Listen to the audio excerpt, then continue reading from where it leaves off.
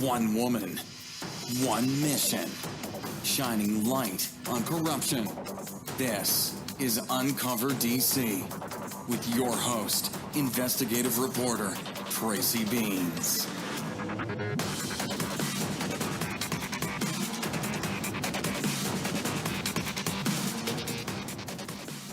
Good afternoon, everyone. Thank you for joining us. A little bit of a different show today. I'm super excited about it because it really means a lot to me personally. You are listening to Uncover DC with Tracy Beanz on WSMN 1590 AM, WSMN 95.3 FM. The show today is brought to you by Ageless Multi-Collagen. After 20 years old, your body naturally decreases its collagen production by 12% each passing decade. A leading reason why your skin gets thinner and more wrinkled and gross and nasty and pruny as you age. Ageless Multi-Collagen gives you 5 types of collagen your body needs in one complete protein.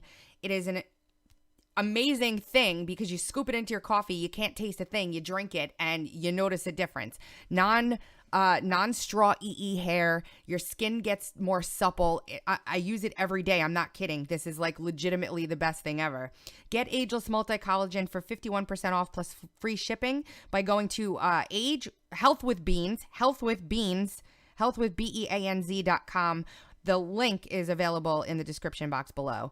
This show is super special to me, guys. I'm interviewing Chuck Schwartz, who's the author of Chuck Lemonade, A Recipe for Inspired Thinking and Living. And it's because he is my mentor. He is the guy that shaped so much of what I'm doing, how I think about life, how I think about business. And I saw that he wrote a book and I got really angry with him for not telling me about it, like really angry. And I said, I need to interview you because people need to understand that this book that you wrote, it's not just a book. It's shaped so much of how I do things in life. Like this is one of the most influential people in my entire life. And I hope that comes across in this interview. I want you guys to consider buying his book because if you do these things every day, it's not politics. The show's not going to be politics. It's not going to be about the craziness going on in the world. It's going to be about how to center yourself and get through that and still be successful in everything that you want to do. So without further ado, here is my good friend and mentor, Chuck Schwartz, and I talking about his book, Chuck's Lemonade. Okay, so today's going to be a little bit of a different kind of a show, but that's okay because it's going to be really interesting, I think, for some folks out there. I am joined today by a dear friend and someone I call my mentor, believe it or not, and you'll learn about that in a minute, Chuck Schwartz, who has just written a book called Chuck's Lemonade. It's a recipe for inspired thinking and living, finding gifts when life gives you lemons and turning your lemons into lemonade. And Chuck, this is awesome because we've known each other for probably close to 20 years now, as crazy as it sounds.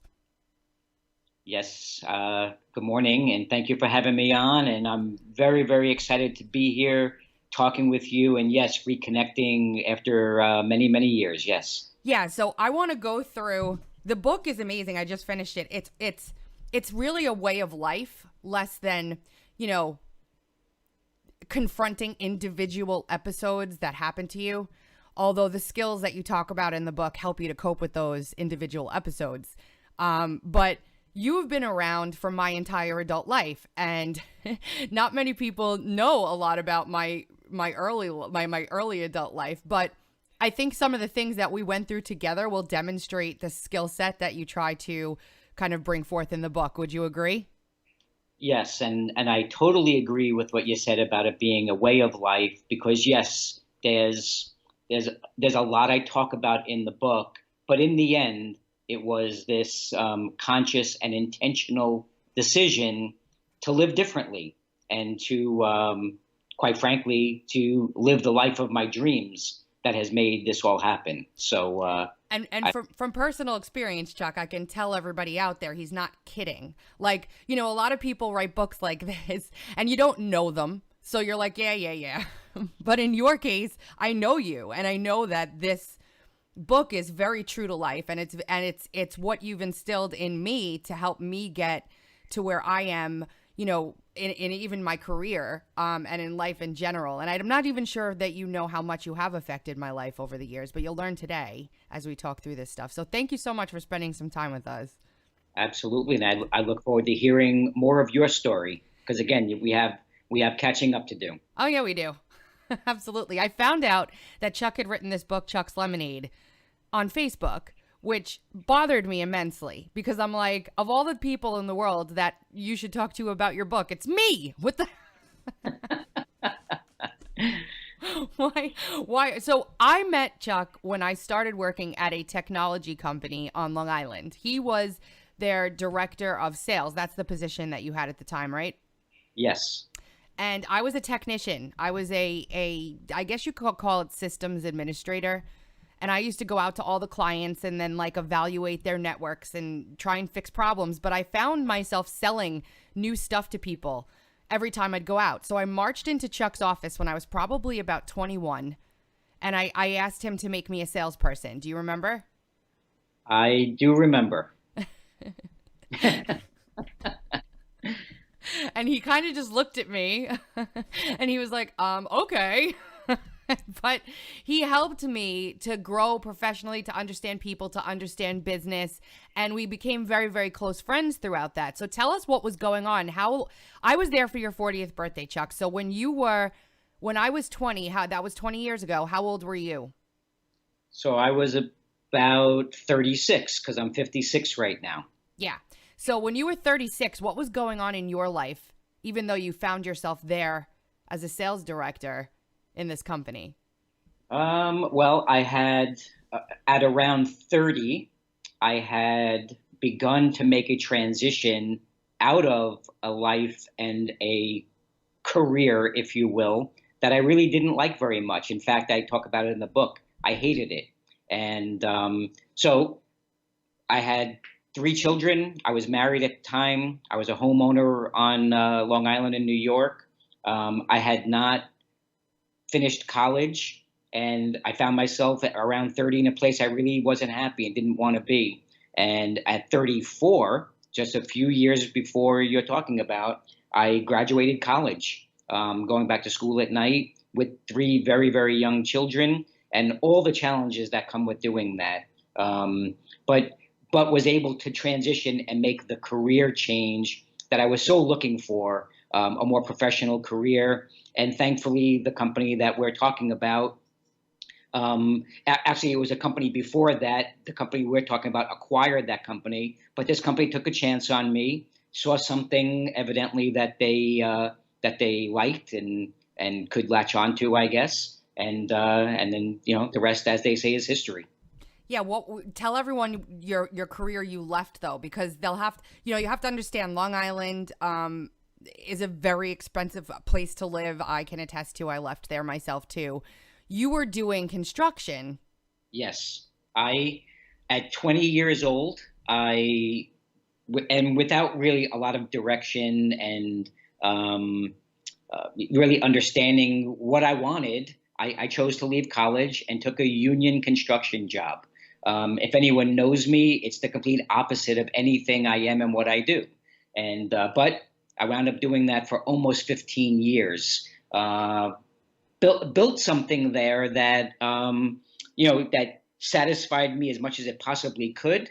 But it really was not the life and career that I wanted. And again, 15 years later, finding myself kind of stuck someplace. Kind of what I imagine, Tracy, you might have been feeling the day you came into my office and asked me that. And by the way, there's a chapter in my book. The answer is always no if you don't ask the question. It's absolutely true. Yes, and you came in my office and you asked a question. And I saw something in someone, probably saw something a lot like me, 15 years before. And so there you go. Yeah, so the rest is, but I don't know if I'm mistaken here, you'll correct me. Didn't you, even when you were doing union construction, figure out a very innovative way for things to work better there? I did it all the time because I was, deep down, I really wasn't satisfied with what I was doing. And what was interesting, at Long Island Union Construction, you came in, you did your job, and you went home.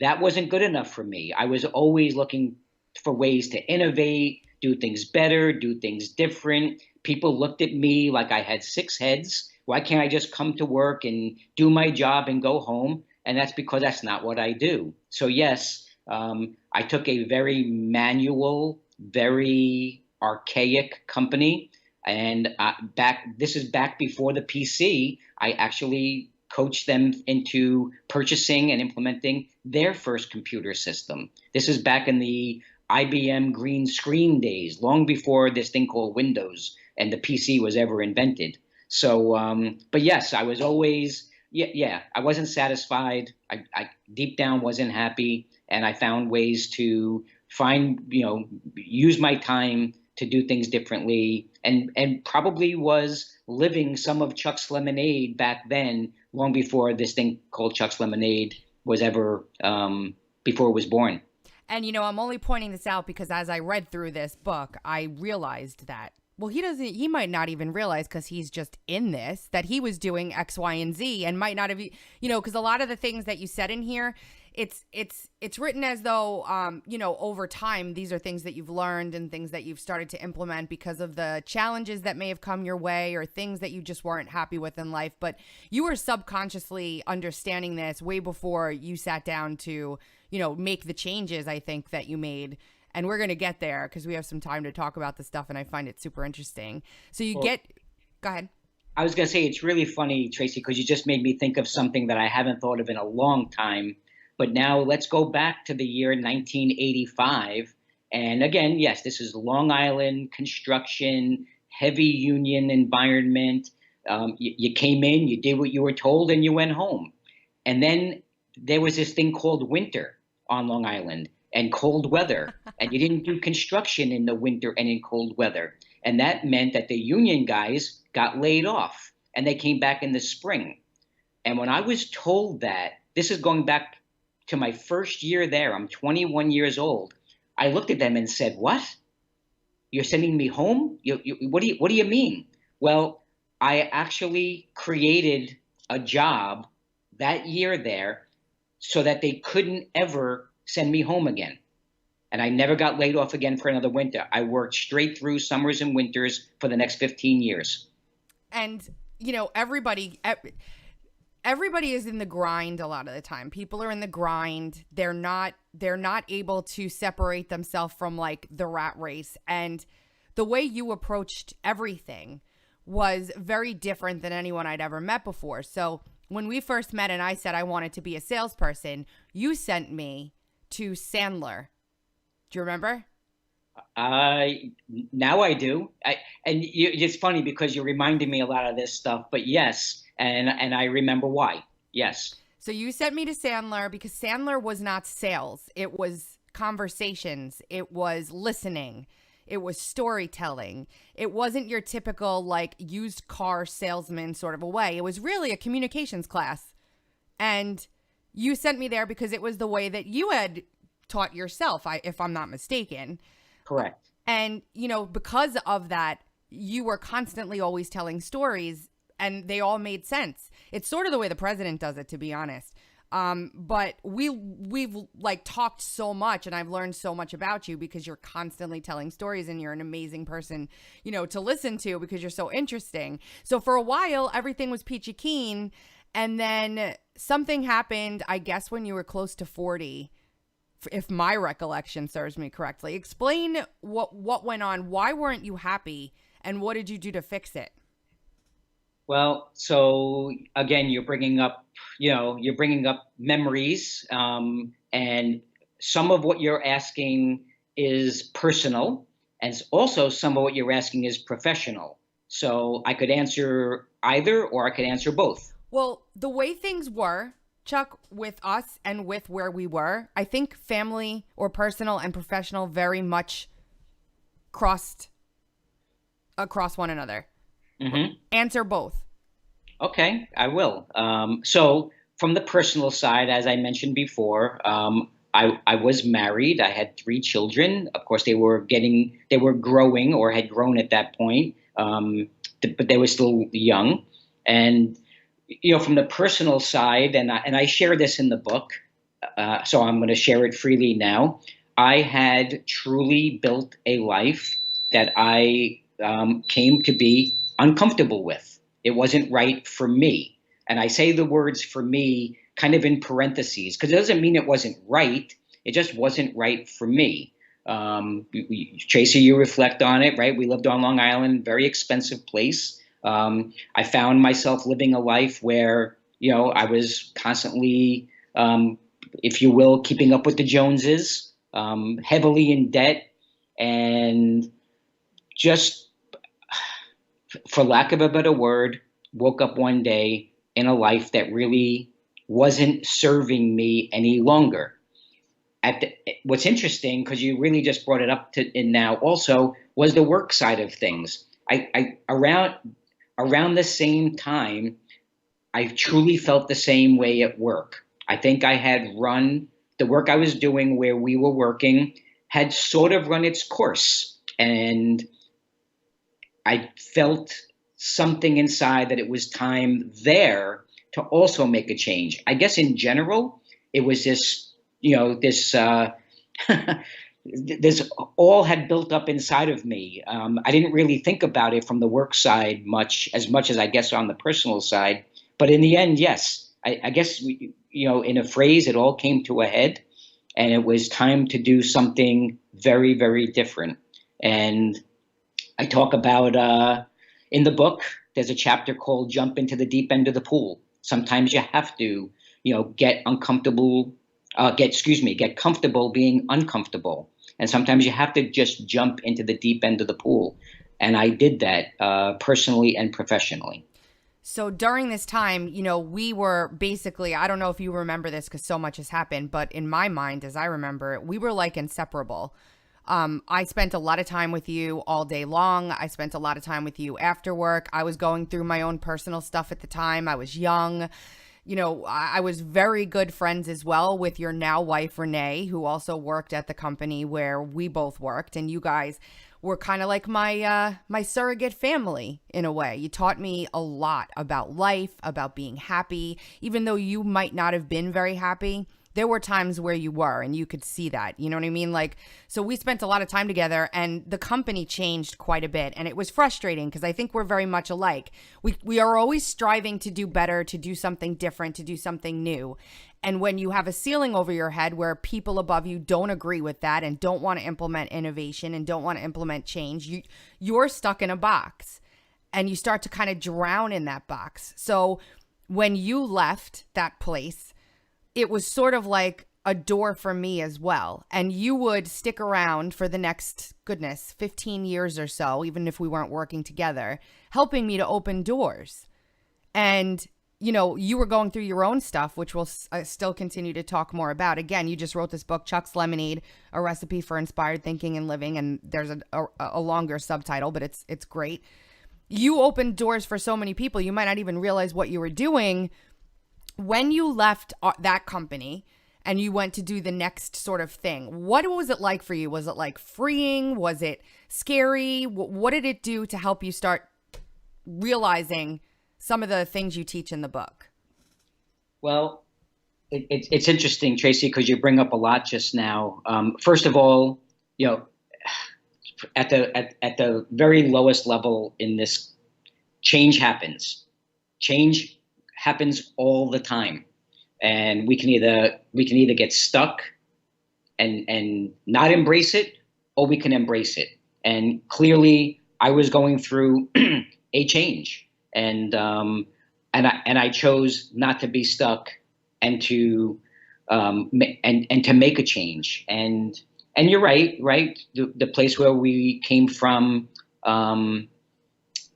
didn't embrace change maybe the way I needed it at the time. And that's why I made the change happen. Remind me the second part of that question, Tracy. I lost my train of thought in that one because I'm feeling that. Oh, you asked me about the actual job change. Yeah. So yes, scary. Absolutely. I was recruited actually and accepted a role that while I knew I could do it, there's always this fear and this underlying lack of self-confidence and lack of self-esteem that many of us feel Whether it's conscious or not, that's a whole different story. But yes, change can be scary. The change was a bit scary, but at the same time, it was like, jumping into this wonderful, refreshing pool. The interesting thing about it is the change I made at that very specific time and the new position that I had taken was not what I had thought it would be. And it didn't last very long. It only lasted for about a year and a half, but it did open the next door.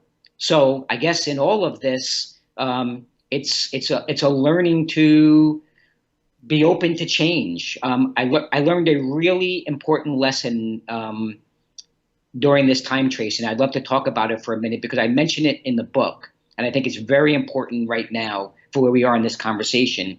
And things happen. Life doesn't always go as you planned or as you wished, right? That's life. But it's what you do next that matters most. And during this time frame, I did also choose to seek some counseling. And it was in counseling that I learned a really, really important lesson. And I talk about it in the book. And because we can get caught up in the struggles and in wondering why, right? Why did I accept something, or why did I allow something to happen, or why this and why that, and worse, why me? And I had this exact conversation that I'm describing right now with my counselor, and she told me something that was one of the greatest lessons that I've learned in life, and I live it, and I talk about it all the time now. And when I said to her, why would I do things that weren't okay for me when I knew they weren't okay for me? And she stopped me there. And she said, well, you didn't know then that they weren't okay for you, right? And the reason why you're even questioning it now, and the reason why you're talking about it now, is because you used to see through yesterday's eyes. But now you're seeing through today's eyes. And today's eyes have learned, and today's eyes have grown, and today's eyes know. So that line and that lesson was so huge for me, because now I get it. I get today's eyes, right? And now I live in today's eyes. I don't live any longer through yesterday's eyes, because yesterday's eyes were yesterday's eyes. And yesterday happened, and there's nothing I can do about it. But as I say in the book, it's what you do next that matters most, right? So you bring up, I made this job change because it was what I wanted. I needed something refreshing, and it wasn't really what I had expected. It lasted a year and a half, but it opened the next door. And quite frankly, and I know we're going here, because that next door also opened the door for you. Oh, yeah, it sure did. And I'm just going to get into a little, like, during the time after Chuck left, we obviously kept in touch all the time. When did you go through your divorce? Was it then when you left the company or to start that new opportunity, or was it before? It was, well, I separated about 2 years before, and I formally divorced around the same time that all happened. Yeah, and just to give everybody kind of a heads up, Chuck ended up marrying later on that Renee, who I was very good friends with from the first company. They are inseparable and the most amazing couple I've ever seen. They're just perfect, and it's a perfect recipe for a great lemonade, because you guys were so much fun to be around all the time. And she really, I think complimented you in so many ways, and the bickering is so much fun. And, and during this time, like, I'm this young woman, right? I'm first of all, I'm heavily into activism, as you know, because you used to help me through the kind of parallel between activism and work, which was not easy. It's very easy to get consumed in what I'm doing full time now, and used to help talk me through how to balance those two things. And then, I was struggling with a lot of stuff in my life too. I was young. I had a daughter. I was just getting married. It was a lot. And I left the place where we had both met a little bit after you had, because you had brought me another opportunity. And for me, that other opportunity also only lasted about a year and a half, but it was a springboard for me.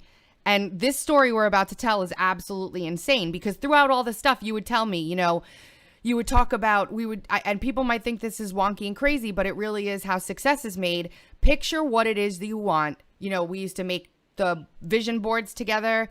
Before you left, behind you on your wall, we made a phrase that we stapled up there. Do you remember what it was?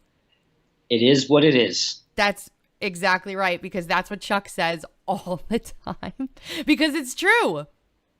It is what it is. And what are you going to do with it, right? So you taught me really how to think about problems and challenges that crossed my path in a way that I probably never would have had you not existed. So this part of the story is insane and nobody really knows it. You had gone to become a business owner. Tell us a little bit about how that came about.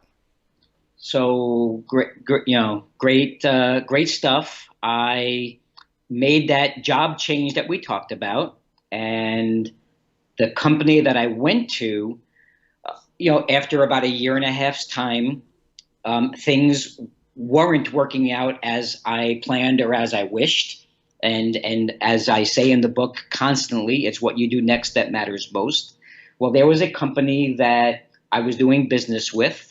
They just happened to be in the Austin, Texas area.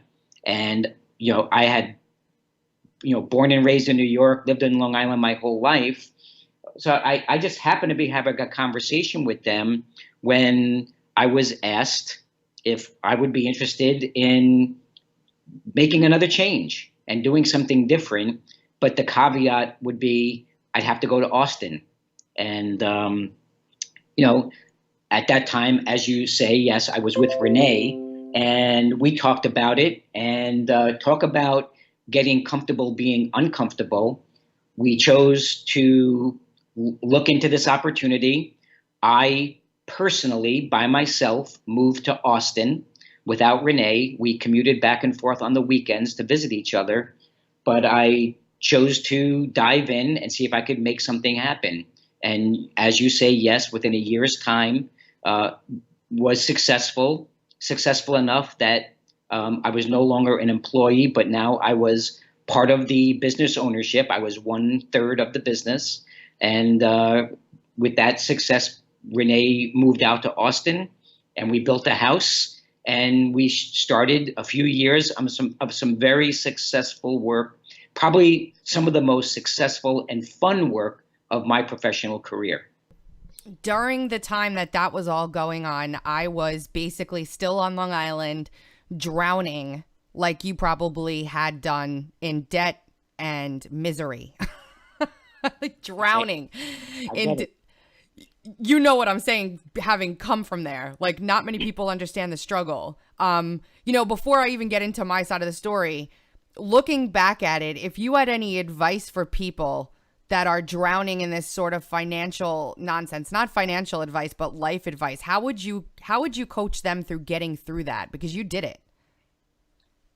So you make me think of another chapter in the book, Tracy. Well, and what a surprise. Right? Yeah. And that chapter is, you're not a tree. If you are stuck, move. It's so true. It's so true. Yeah. Now, I'm stuck, right? I have 2 kids. Me and my husband are both working 80 hours a week. I don't know how we did it. It was miserable. I loved where I was in my career at the time, because I had switched careers and I was doing dental, which was just completely out of the box. But I had a really rewarding job. But I was eating ramen noodles and hoping I could make a box of mac and cheese for my kids every day. And it just wasn't working. We had lost touch for a few years. You really had no idea what I was going through. But in the interim, my husband and I decided that we were going to move to South Carolina because we just couldn't take the rat race anymore. And New York was turning into a complete trash heap. It was just absolutely horrible. So I was at work, and one day, out of nowhere, I got a phone call from you. And you said to me, I have an opportunity for you, but I don't know if you're going to take it, because it requires that you move to South Carolina. And I just kind of fell off my chair, because you had absolutely no idea that I was moving to South Carolina. I remember. I had no job here. I was moving down here on a prayer. And you called me one day, like you often did when somehow the universe meshed us back together, to give me an opportunity. And it changed my life. I don't think you understand how much it changed my life. But we started working together again a decade and a half or so later. And I was tasked with building up the South Carolina division of this company. And I had literally no experience at all in the construction industry, which is what we were doing, but you gave me a shot. I'm still interested to know what in God's name made you think that I'd be able to do that. Hey, it's the only thing I can say right now, because some of it is a bit fuzzy. I mean, it's a long time ago now, and I have to admit some of it is a bit fuzzy. But I'm a big believer in you never know. And if you don't ask the question, the answer is always no. And I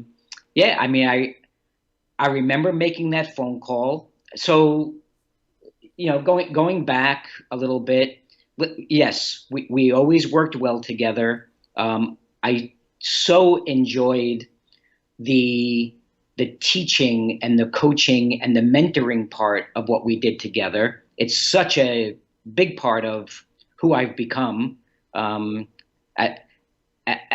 a man, as a husband, as a father, as a friend, as a son.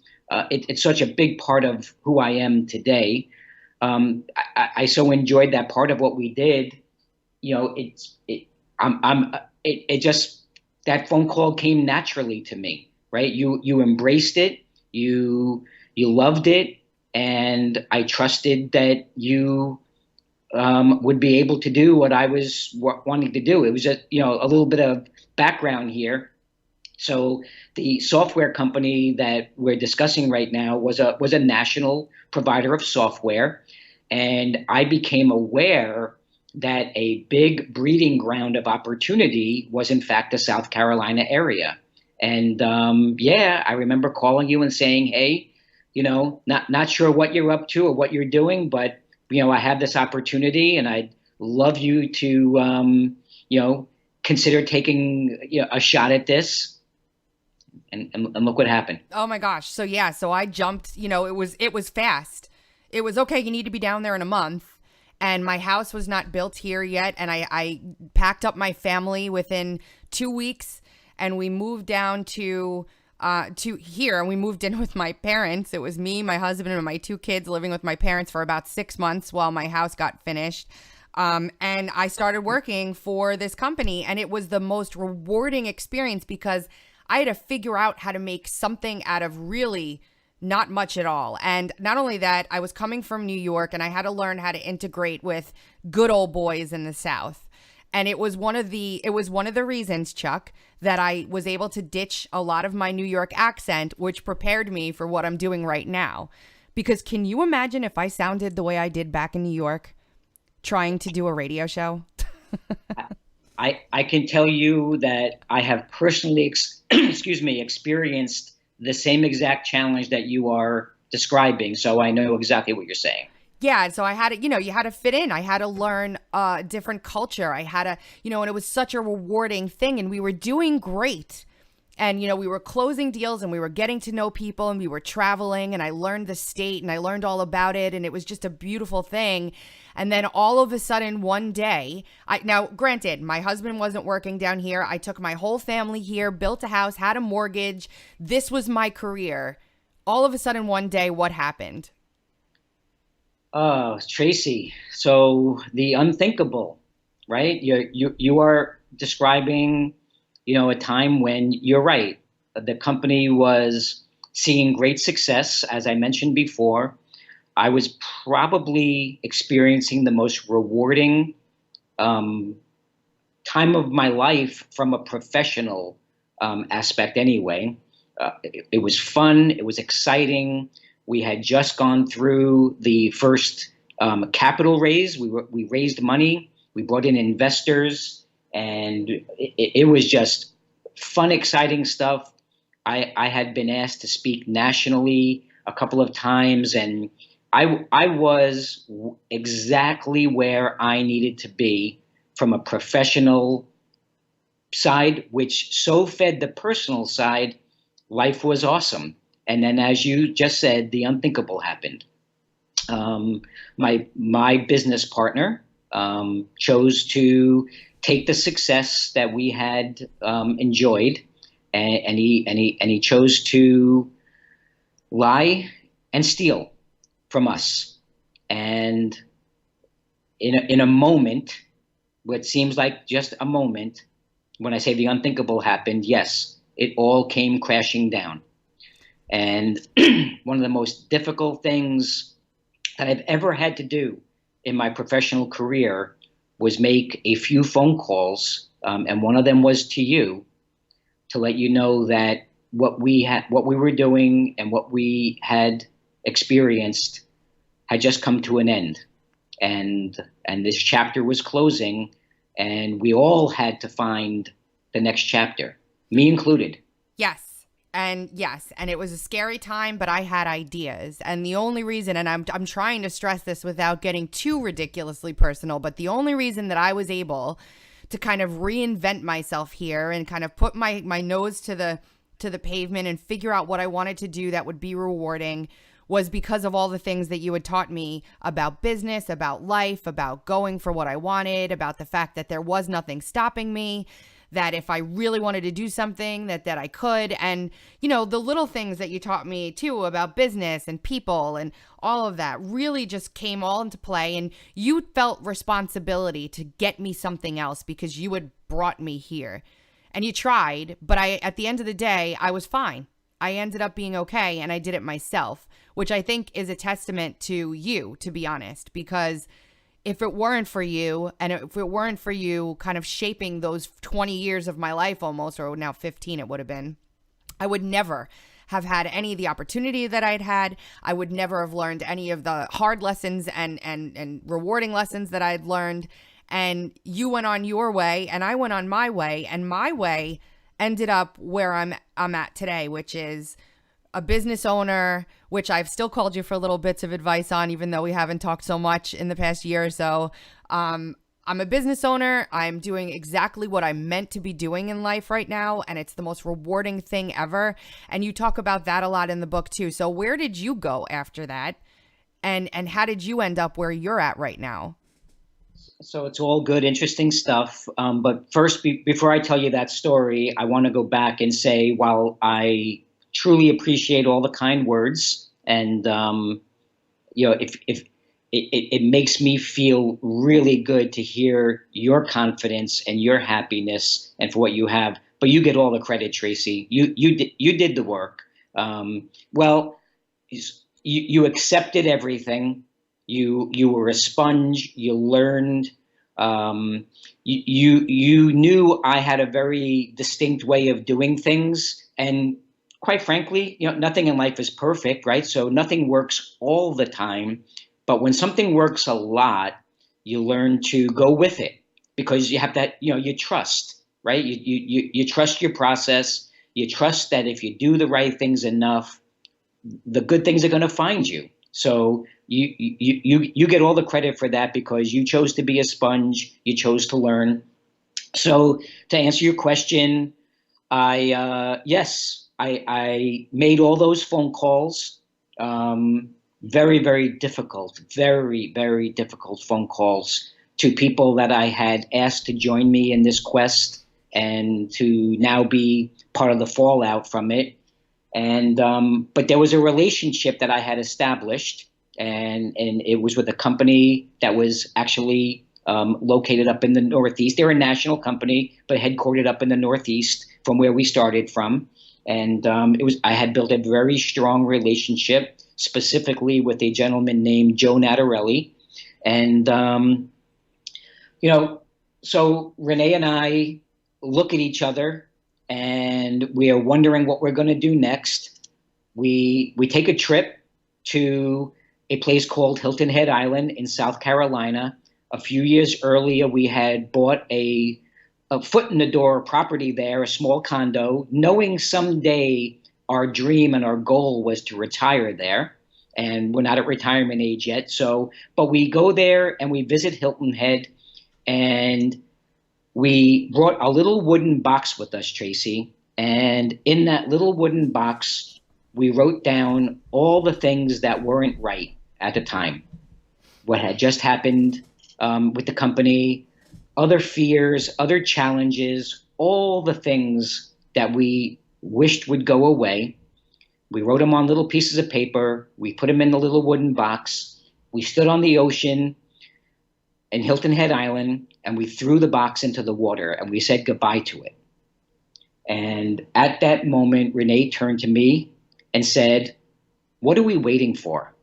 Let's make it happen now." Literally went back to Austin, Texas, and this is a very long story, which I'll fast track, and we made it happen. We sold our house in 8 days, including everything in it. And we packed up the little bit that was left, and we go to Hilton Head Island. I get to Hilton Head Island. Renee had work. I did not. And, you know, it's from my book, It's What You Do Next That Matters Most. Well, I called my friend Joe, and I said, "Hey, Joe, I got news for you. I just moved to Hilton Head Island." And he said, "Really? Wow, that's awesome, Chuck. What are you going to do?" And I said, "That's why I'm calling you." And today I work with and for Joe and for his company. And I you know, we can say it over and over again, Tracy, but, you know, the rest, as they say, is history. Yeah, it's, I just, you know, it's a different sort of a show today for folks because they're used to hearing me talk about politics and talk about the craziness that's going on in the world around us. And it's easy for people to get really wrapped up in that stuff and lose sight of what's important to them.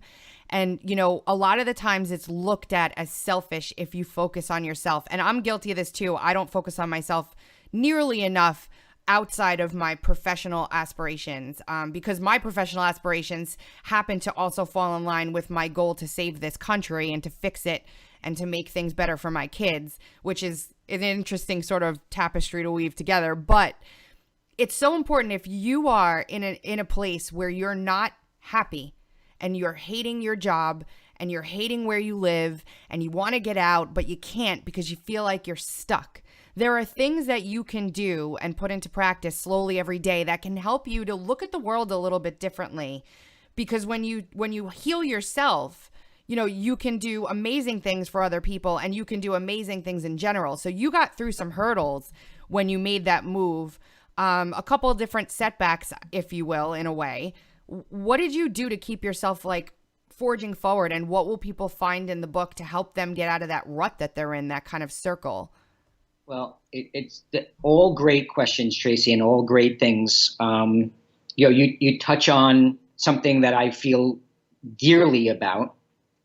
And so Chuck's Lemonade, as you say, is a recipe for inspired thinking and living. The ingredients, if you will, right? Because there's a recipe, and the ingredients are actually found inside the word habits. HABITS. The S in habits, the ingredients in Chuck's Lemonade, is for service, as in love and serve yourself and others. And a lot of people hear that and they look at me like kind of weird, you know, because I say the word yourself before I say the word others. But the reality is, if you truly want to serve others and help others and do for others, and not from a place of guilt or fear or anxiety or anything like that, but pure service from love and caring, you have to serve yourself first, right? Because that's how you build the ability to do the second part. If you truly, truly serve yourself. So, you know, yeah, you asked me how I got through some of this, and, you know, going back to that very, very difficult time in Austin when I had to make all those very, very difficult phone calls.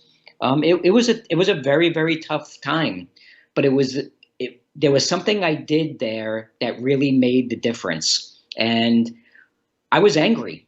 I was really angry at my business partner. And I knew I had to channel that somehow, some way.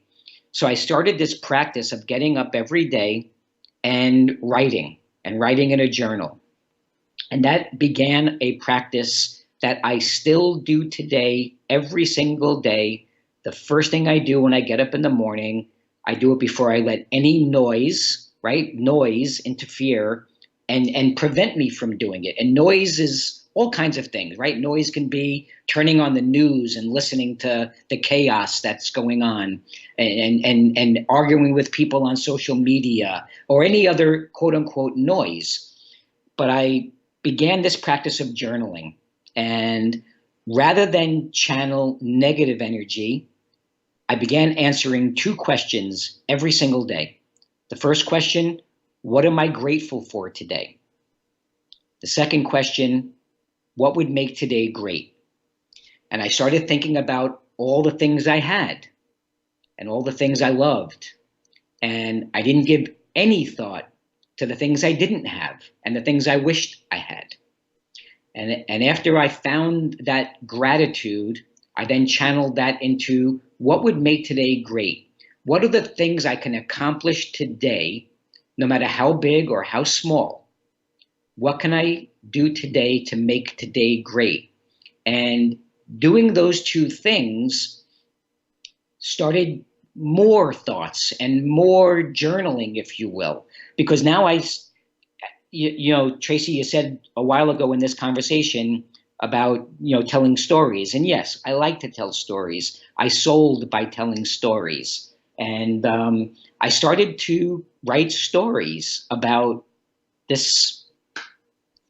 what I was going through. And I started sharing them on my Facebook page, and people would respond and would like what I wrote and say, hey, that was really inspirational. Thank you for saying that. And 5 years and 1,800 pages of stories later, the book came out. So, we've been talking for about 45 minutes and it feels like 5 to me. I don't know how everyone else feels out there, but I want you guys to understand we're not, I don't know that I'm adequately explaining like just how important this relationship with Chuck was to me. It was really, I would not be sitting here today. I would not have the mindset I have today if I didn't have such a great mentor in Chuck, who was also going through his own stuff. But I want you to understand just how exceptional of a person he is. And when I started, every day I do the same thing, Chuck. And believe it or not, it's not because you just realized 5 years ago. It's because you were telling me to do this 20 years ago. I wake up and I put my feet down on the carpet and I thank the universe and God for my blessings and what it is that I am blessed with in life that makes me so happy to be where I am right now, even through all the stress and the nonsense and the crazy that we deal with on a daily basis, because it's that energy and that love that powers us forward to do amazing things in life. And this is, reading your book, I think I might be wrong. Correct me if I am. But it seemed to me that you felt like you just came to these revelations, so to speak, in a relatively quick time. Like you had an aha moment. But what you don't realize is that you were doing a lot of this stuff subconsciously without even realizing it. And you were probably just so caught up in the stress of every day that you didn't realize what you were doing for other people and that other people that would sit and listen anyway or understand. And seeing it all come together like this, like reading what you write on social media and knowing you so well over such a long time and the impact you've had on me, when I saw you wrote this book, I was like, I have to finally in my life do something to help Chuck because he has done so much to help me. So what you have planned for this book is really amazing. It's not just a book. There's more. What are you looking to accomplish with it? So that's a great question, Tracy. People ask me why I wrote the book, and you're right. The book was inside of me all along. I didn't know it at times. My son, my middle son, whose name is Brett, he's 29. He actually interviewed me as part of a podcast series that he does. And it was really cool and interesting to have my son, asking me questions and interviewing me about it. And he asked me why I wrote it, and it really made me thoughtful about it. And I said, well, Brett, I mean, clearly, there was this author inside of me all along. I didn't know it. And yes, Tracy, you're right. I did write probably many of the chapters of this book over those, 30 or so years that we're describing right now. But there's something else that's really important in this, and this is the real underlying piece of all this. and I think it bodes well to everything that you've talked about here. But one of the main reasons why I wrote the book is the concept of the word legacy. The thought that by putting my words down onto paper and actually publishing it, the thought that this book and my words and my stories are going to live beyond me. I mean, there's going to be a day, Tracy, where I'm not going to be here any longer, but my book is going to be here. And the thought that, and I so appreciate the words mentor, coach, role model, all of that. The thought that what I've written and my words and my stories will live beyond me. It's hard to put that into words. And so I want other people to be able to read those words and stories too, because it seems if you do these things, I'm telling you, your life will absolutely change, and you can do them in baby steps if you need to. But from experience, what he's talking about in his book, Chuck's Lemonade, is really super important and revolutionary in a lot of ways too, because I've seen it work and I've practiced it, and it's why I am who I am today, because of the lessons that I've learned from you. Where can people buy it, Chuck? So a couple of ways, Tracy. So thankfully, it is available, on Amazon. It's available at Barnes & Noble online. It's even available in a few Barnes & Noble stores nationally. The other place you can get it is on my website, www.chuckslemonade.com. The cool part for me, if you get it from my website, is the control I have over that aspect of it, and I can personally sign those copies. So if anyone would like a personally signed copy, if you get it from my website, chuckslemonade.com, the other thing you can do there is you can fill out a form and you can be part of my daily blog. So every morning, after I write in my what am I grateful for today journal, and what would make my today great journal, I then write a daily inspirational story, and I put it out on social media, on Facebook, but I also email it to anybody that submits on my website and fills out that form. And if you do that, you will receive an inspirational message every morning. I don't write them until that specific morning. I find my inspiration in many different ways. It might be something I read that morning. It might be a thought from the night before I went to bed. It might be something that happened to me the day prior or even a week prior that all of a sudden has made an impact. But I send out a daily inspirational message, and I'd love everybody to sign up and become a part of that inspiration and be a part of my readership. That's awesome. I am now, and I enjoy it very much. And I want to thank you for spending this time with me today. We've got about 30 seconds left before we have to say goodbye, but it was really great to catch up with you again. I hope everybody goes to your website and takes a look and considers buying this book.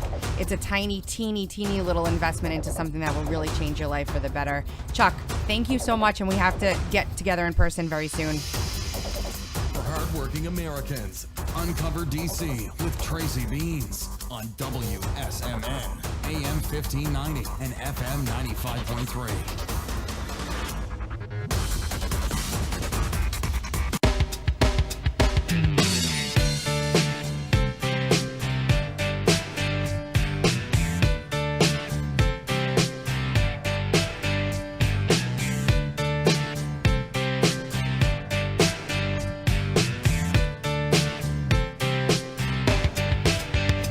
It was 1989, my